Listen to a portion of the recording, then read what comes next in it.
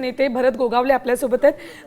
गोगावलेजी, आपणही ट्विट पाहिलं असेल. संजय राऊतांनी ट्विट केलंय, उद्या दुपारी 12 वाजता अधिकृत घोषणा होते ठाकरे बंधूंच्या युतीची.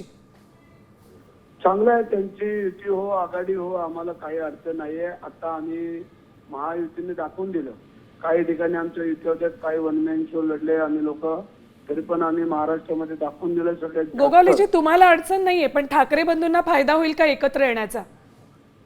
तसं वाटत नाही. आता काही लोकांना कळायला लागले, समजायला लागलेलं आहे ते एकत्र कशाला येत आहेत, कारण कालपर्यंत काय बोलत होते, आज काय बोलतायत, आणि या अनुषंगाने आम्हाला काही फरक पडेल असं वाटत नाही.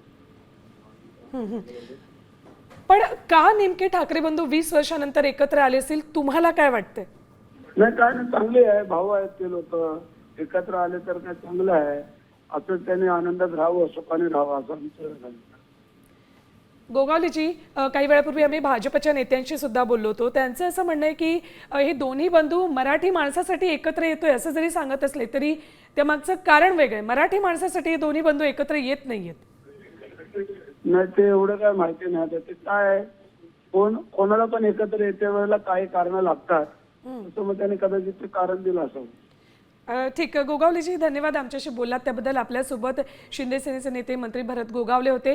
आणि ठाकरे बंधू दोघे एकत्र आले तरी त्यामुळे महायुतीला काही फरक पडत नाही आणि त्यांच्या एकत्र येण्याने त्यांना फायदा होईल असं वाटत नाही, असं गोगावले म्हणतात.